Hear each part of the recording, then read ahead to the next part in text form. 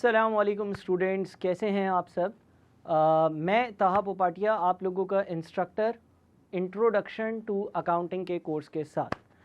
तो इस वीडियो में हम अपना पहला जो चैप्टर है उसको स्टार्ट करेंगे और कुछ अकाउंटिंग के रेलेवेंट कॉन्सेप्ट्स जो है वो पढ़ना शुरू करते हैं। देखिए, सबसे पहले हमें ये समझना होगा कि आखिर अकाउंटिंग क्या है, अकाउंटिंग क्यों करी जाती है और अकाउंटिंग जो है वो किसके लिए करी जाती है। तो अकाउंटिंग जो है उसको आप सिंपल लफ्ज़ों में ये कह सकते हैं कि ये एक बिज़नेस की लैंग्वेज है।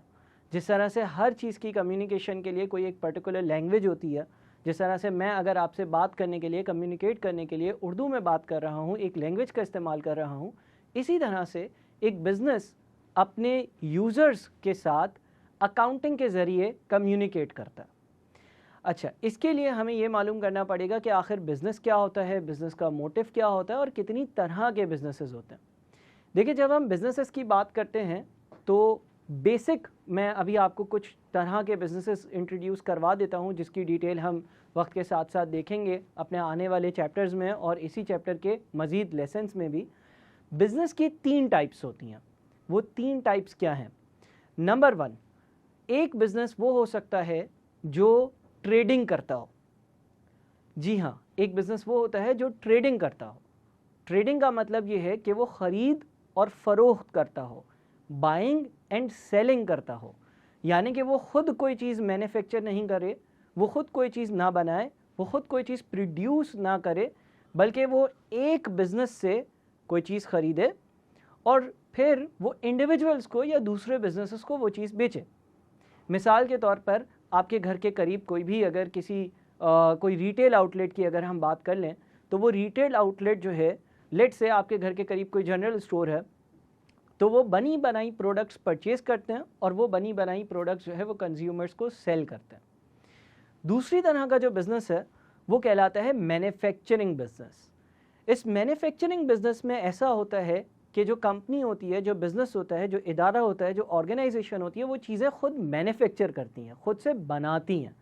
फॉर एग्ज़ाम्पल, लेट से कोई ऐसी कंपनी जो मोबाइल फ़ोन्स मैन्युफैक्चर करती हो, यानी कि मोबाइल फ़ोन्स बनाती हो, तो वो मोबाइल फ़ोन में लगने वाली चिप, मोबाइल फ़ोन में इंस्टॉल होने वाले सॉफ्टवेयर्स में भी ये सारी चीज़ें खुद बनाएगी, खुद प्रोड्यूस करेगी या परचेज़ कर और उनको असेंबल करेगी, उनको जोड़ेगी, उनको एक शक्ल देगी और एक प्रोडक्ट बनाएगी विच इज़ मोबाइल फ़ोन, और वो कंज्यूमर्स को बेचेगी। तीसरी तरह का जो बिज़नेस होता है वो सर्विस सेक्टर से रिलेवेंट होता है, यानी कि कोई सर्विसेज प्रोड्यूस कर रहा हो, सर्विसेज दे रहा हो। For example hairdresser, for example teaching, for example doctor.